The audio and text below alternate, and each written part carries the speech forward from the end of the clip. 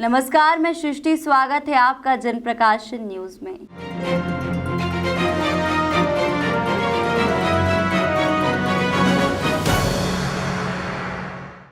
इंदौर संभाग के जिलों में हो रहे निर्वाचक नामावली पुनरीक्षण कार्य की समीक्षा बैठक आज की गई। यह बैठक प्रदेश के मुख्य निर्वाचन पदाधिकारी अनुपम राजन द्वारा ली गई, जिसमें सभी जिलों के उप जिला निर्वाचन अधिकारी एवं सुपरवाइजर भी उपस्थित रहे।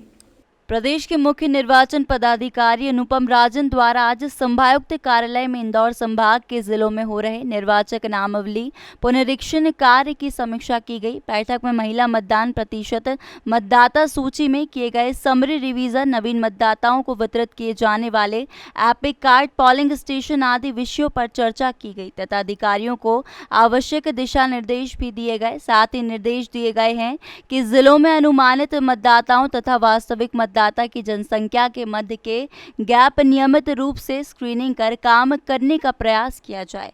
पात्रता की शर्तें पूरी करने वाले मतदाताओं का नाम अनिवार्य रूप से मतदाता सूची में जोड़ा जाए। इसकी नियमित मॉनिटरिंग सभी उप जिला निर्वाचन अधिकारी करते रहें।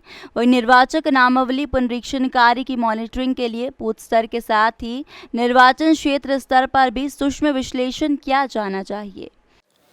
देखिए, हर साल जनवरी के महीने में समरी रिवीजन होता है नामावली का, जिसमें एक ड्राफ्ट पब्लिकेशन होता है और जिनके नाम वो सूची में नहीं हैं, वो लोग, जो लोग भी नए वोटर्स होते हैं, नाम जुड़वाना चाहते हैं, वो आवेदन करते हैं। जिनका नाम कटना होता है, किसी की मृत्यु हो गई है, कोई कहीं चला गया है, उस पर भी कार्रवाई होती है।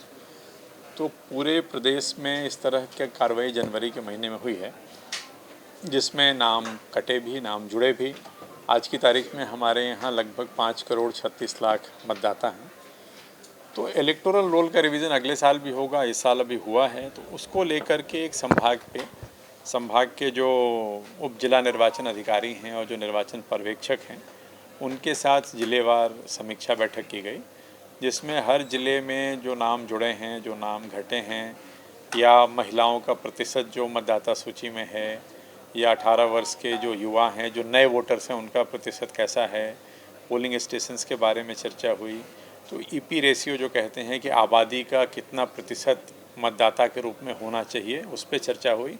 तो इन सभी बातों पे विस्तार से चर्चा हुई और किन किन बिंदुओं पे ध्यान देने की ज़रूरत है, जिन पे मेहनत करने की ज़रूरत है, इन पे काफ़ी डिटेल बातचीत हुई और लोगों ने काफ़ी मेहनत की है, काफ़ी अच्छा काम हुआ है और आगे भी इसी प्रकार से लोग काम करते रहें। इनके कुछ सुझाव भी थे, उन पे बात हुई।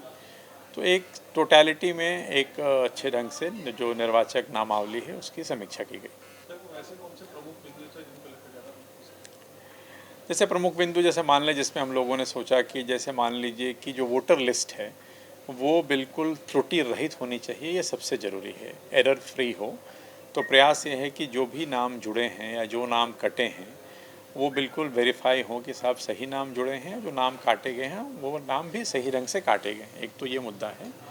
दूसरा ये है कि जैसे कॉलेजेस हैं, 18 साल से जो नए बच्चे, जो नए मतदाता होते हैं, तो कॉलेजेस में जा कर के अगर कोई छूट भी गया है, वैसे नाम तो अधिकांश के जुड़े हुए हैं, तो वहाँ भी जा कर के जो हमारा BLO है वो एक तरह से कॉलेज से संपर्क कर ले। हर कॉलेज में एक क्लब बना हुआ है, इलेक्टोरल लिटरेसी क्लब है, उसके माध्यम से ऐसे बच्चे जिनके नाम नहीं जुड़ पाए हैं, बच्चे या बच्चियाँ, तो उनके नाम जोड़ने की कार्रवाई वहीं कॉलेज में उनको मार्गदर्शन दिया जाए, उनसे चर्चा की जाए, उनके नाम जोड़े जाएं। जो आवेदन दिए जाते हैं नाम जोड़ने के लिए, एक पूरे साल प्रक्रिया चलती रहती है। कोई भी व्यक्ति अपना नाम दे सकता है किसी भी समय कि मेरा नाम वोटर लिस्ट में जोड़ा जाए, या मेरा डुप्लीकेट, मान लीजिए कार्ड ख़राब हो गया है, चोरी हो गया है, या ये हो गया है तो डुप्लीकेट कार्ड बनाया जाए। किसी का एड्रेस चेंज हो गया है तो वो चाहता है कि मेरा एड्रेस चेंज कर दिया जाए। तो जो भी आवेदन जो सतत रूप से प्राप्त होते रहते हैं, इनका एक समय सीमा में निराकरण हो जाए, इस पे बात हुई। तो मुख्य रूप से इन बिंदुओं पे चर्चा हुई और अधिकांश काम हुआ है। तो जो भी जहाँ भी है जो आवेदन प्राप्त होते हैं उनको समय सीमा में निराकरण किया जाए, इस पे चर्चा हुई।